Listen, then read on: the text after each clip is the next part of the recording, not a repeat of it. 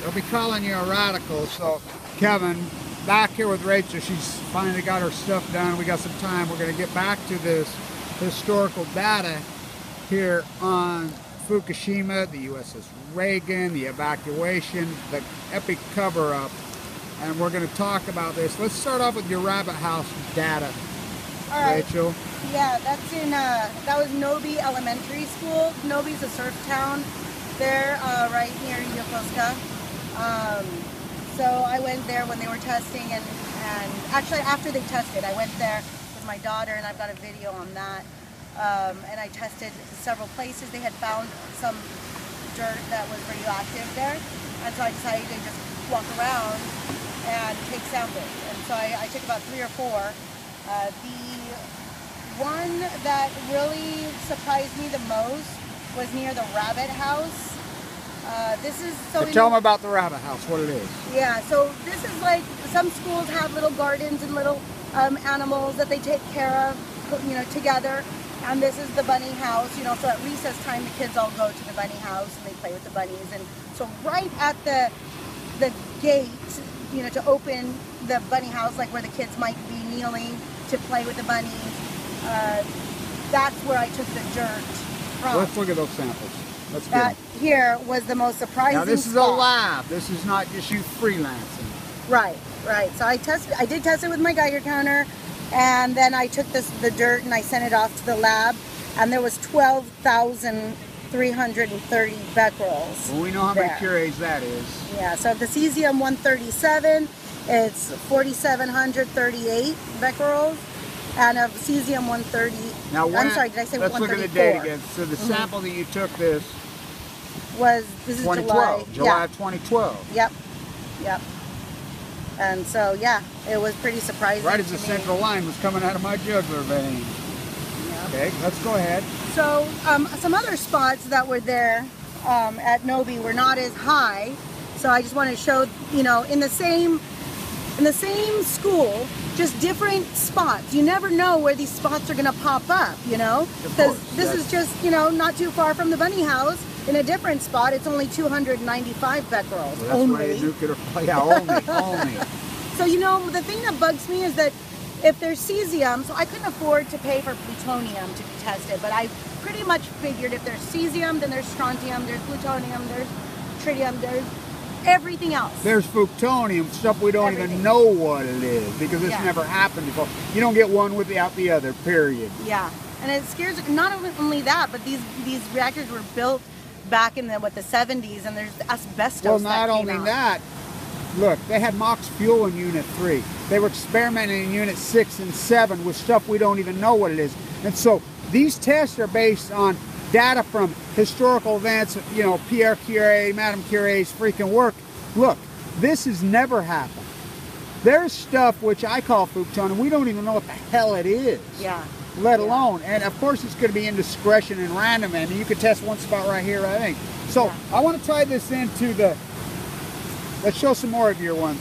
Yeah, so that was another spot in Nobi, and let's see here. Why don't we move over to, I lived near the base, the Yokosuka base, okay, and it horrified me to know that even though they initially said that they wanted everyone to evacuate. All the Americans were going to evacuate. They were going to get on these ships, on the Navy ships. That, you know, my friends were packing. Hold on, right there.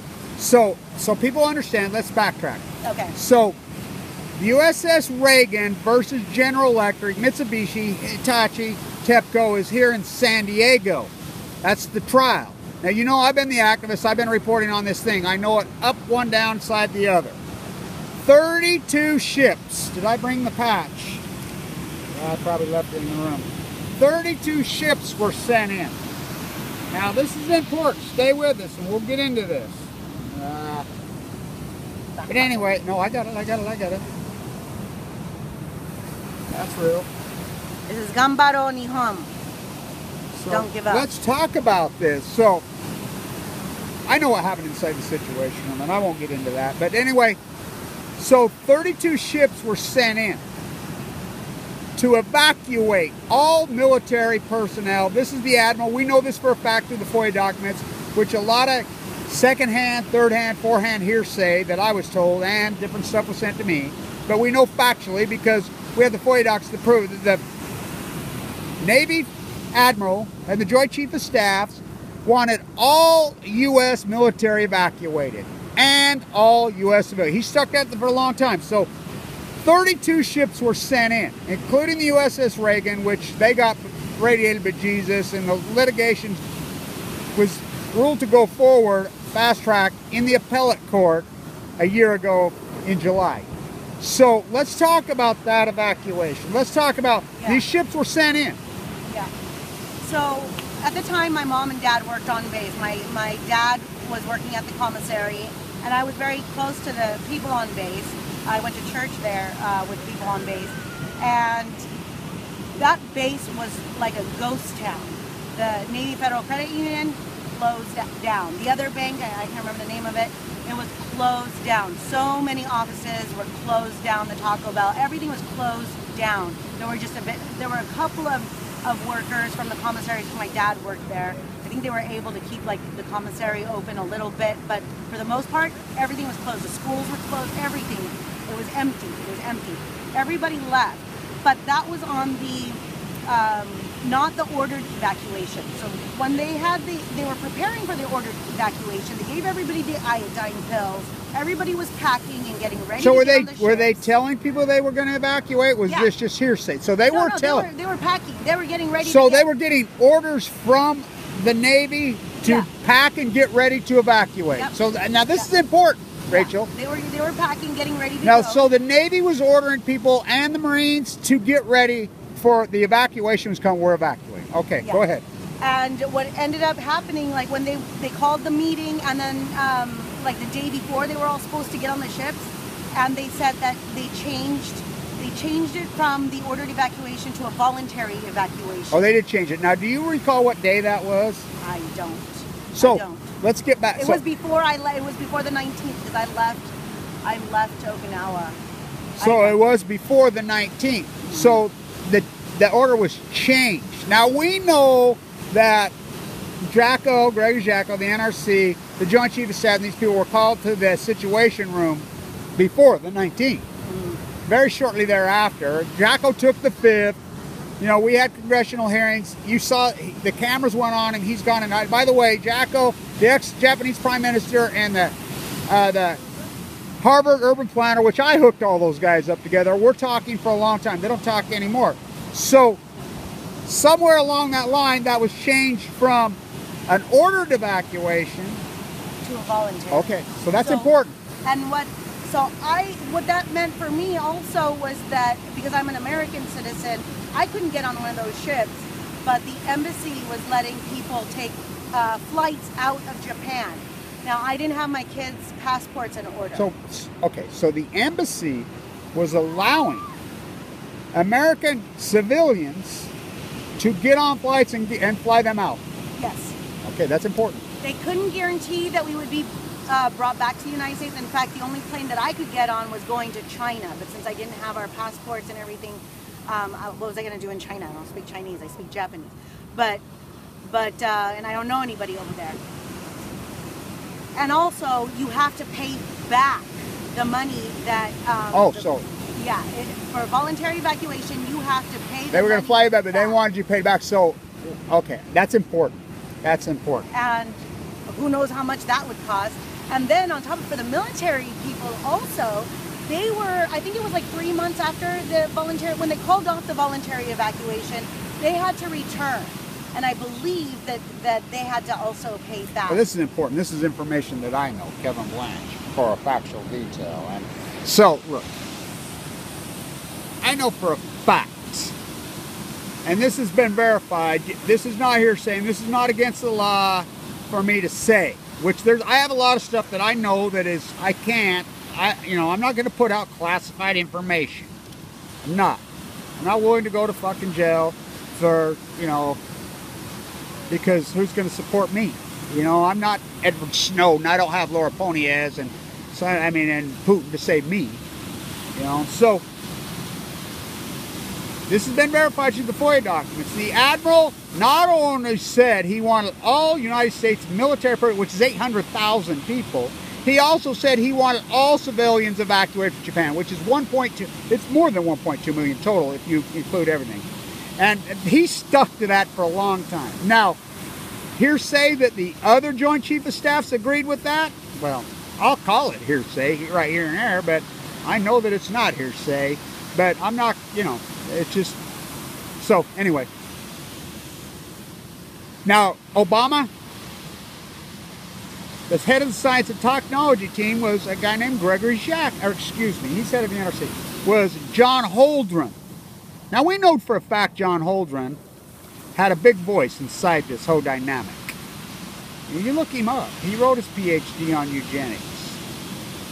He is the nuclear industry. Obama was propped up by the nuclear. And if you don't believe that he was propped up, Hillary Clinton ran attack ads in the 2008 campaign against him in swing states, accusing him of being propped up by the nuclear industry, the nuclear energy. Now, when our group asked him in 2008 on the stump, what are you going to do about Hanford? And he says, I got to tell you, I don't even know what Hanford is.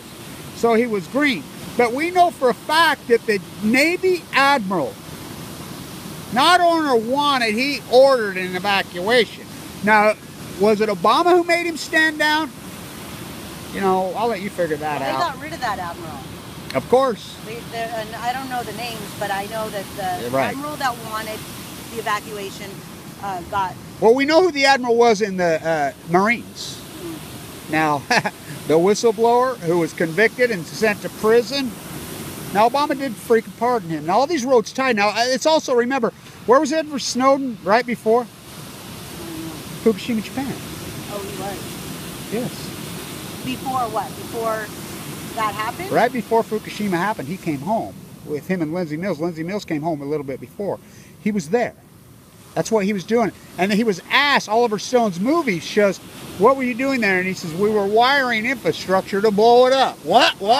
Look, watch the movie. If you don't believe me, go watch Oliver Stone's movie. Now, again, that's in the movie. It's well documented. Edward Snowden was... Now, when Edward Snowden come home, he quit and resigned and went to work for a private company, but then he was recruited into the bunker in Hawaii. Now, we know for a fact that a lot of the information, I won't call it cover-up, but I will call it cover-up, was being orchestrated from Hawaii in the bunker where, oh, that's where Snowden was. So go ahead. So I decided to go on base and take some samples because they were saying everything was fine. When they got rid of that admiral, they brought in a new admiral. They did town hall meetings for the people that were left on base. I had a friend that went to that town hall meeting. She recorded it. She doesn't know what she put the recording, but I did find the transcripts to that online. And this guy, and they had the YouTube video. They had it on YouTube video. The Yokosuka Base town hall meeting. They had it on YouTube, and I commented on it because this guy was saying everything is fine, everything is safe. He's like, I go out and eat sushi every week. It's totally safe, and the vegetables, don't worry about it. You know, everything is fine. So the United States Navy started downplaying everything to the people that were there. After they had us, you know, they gave us the iodine pills. How quickly do you think they started downplaying? Quickly. Very quickly. The first week, first 2 weeks? It was right when, you remember they had like the larger no-go zone, like the evacuation zone, and then they went almost all the way to Tokyo. Yeah, then it shrunk down to, I think it was just to 50 So that, I think they didn't shrink that down until what, like 5 weeks later. Yeah, this town hall meeting was a little bit later. Okay. And so I was horrified that they were saying everything was fine, and I commented on the YouTube video, hey, are you talking about American standards of the allowable limit, or are you talking about the Japanese allowable limit? Because the Japanese allowable limit, as most of you know, like got raised to 20 millisieverts per year for children. Which, by the way, now ours are even higher than that. Yeah. We've raised it, include not just Obama, the Trump administration. These levels on children, on anybody, have been raised. That's been their answer. It used to be 1. Yeah, and it's been raised 5 separate times now. 4 by Obama, 1 by Trump and Scotty Pruitt. To basically, there is no limit. The limit is off the hook. So go ahead. Well, yeah, that's insane. So I just asked them, you know, are you going by American standards or by Japanese standards? Because the American standards at that time was, I think, still 1 millisievert per year for children. Now, 20 millisieverts was the allowable limit for a person that worked inside of a nuclear reactor. And they put that limit on the children. The Japanese did at first. And so to say that everything was safe and below the limit of what's allowable, that was confusing to me because there were two different allowable limits, one for the Americans, one for the Japanese. So, which we know they exceeded all those limits anyway, because your data proves that. Yeah, oh yeah. And so I decided to go on base and take some dirt samples. So this is what this is here. This is at the PSD office at the base of a tree. I went to the base of a tree and just took some dirt there and sent that off to the lab. And this was on, this was also July 2012. So this is, you know, over a year after the explosions. It happened. Look at those numbers. Yep, and over 6,000 becquerels of cesium. Okay. Now remember, this is cesium, and this is in the summer of 2012. So we're 15 months later. So I also always ordered iodine 131 because it shouldn't show that there's any because of the half-life is so quick. So a lot of people always think about iodine and the thyroid. That's only you have to take those iodine pills like right away or before it even happens for it to block the iodine tablet is a joke, and I want people to know iodine supplement. There's plenty of data out now, including my doctors. I've been fighting, you know, cancer. I've been given 2 months to live in 2011. That it doesn't even help. It actually probably causes more problems because it masks the thyroid. So it's a joke. Yeah, and so sometimes because I would always check the Waterworks website also for our town. Sometimes there would be iodine 131 showing up in the sewage again that they would test and they would put on their website. Even later, because its half-life's a matter of 21 days, 7 days, depending on which you're testing.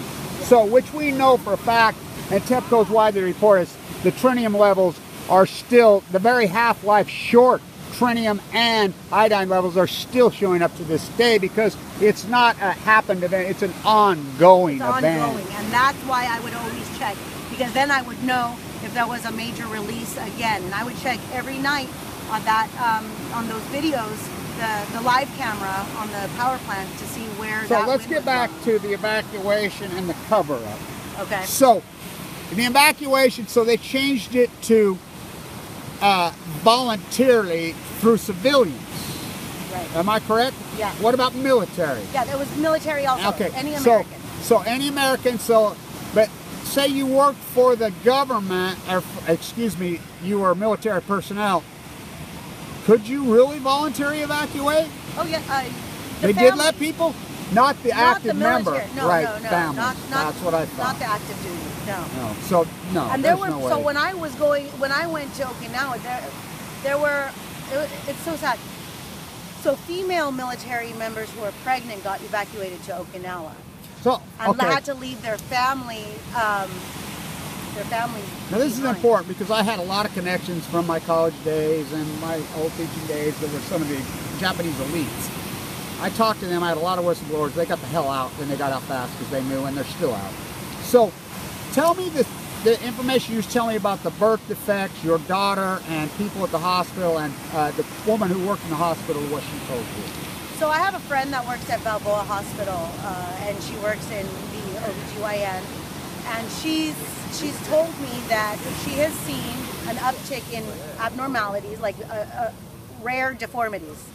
And I talked to her about my story, and so she was curious, and she would look in their files. Now, Balboa Hospital is a Navy hospital. Here in San Diego. Here in San Diego. And so the abnormality, she said 9 times out of 10, these people were stationed in Japan at some point since Fukushima. Now remember, I mean, most of this personnel is stationed out of San Diego. The USS Reagan and, you know, and all these ships, they're here. So this story should be massive. And I want to say, when I do the protesting, I'm the only one there. Here's 7, 8, 10, which I just came from the San Onofre event today, so I'm exhausted. It was a long freaking event. They're headquartered right there in San Diego, next to the Edwards, yet they refuse to report on this. You know, so why? Yeah, well, of course they're not going to say that they're putting people in danger. So I have people ask me, you know, they're getting stationed in Japan, is it safe? And I ask them, do you have kids? You know, if you have kids, I would say, no, it's not safe because it's still in the dirt. So I'm down here rehabbing. I got leukemia right there shortly after, as you know. What timing? I'm here rehabbing, coming out of the bone marrow transplant at the LDS Hospital in Salt Lake City with AML de novo. They brought the Reagan back here, and they're having a Little League sleepover camp on the Reagan, which they had. You know, we're going crazy. Well, me. The San Diego Chargers practice on it. So then they swapped it out with the USS Washington and moved it back over. So I post this stuff all the time. You cannot scrub down this ship, blah, blah, blah, blah. So a guy called me one day, and he says, I'm Danielle Valentine's father from the Bay Area. Now, she is the young woman who just dropped dead on the USS Reagan. This is long after this.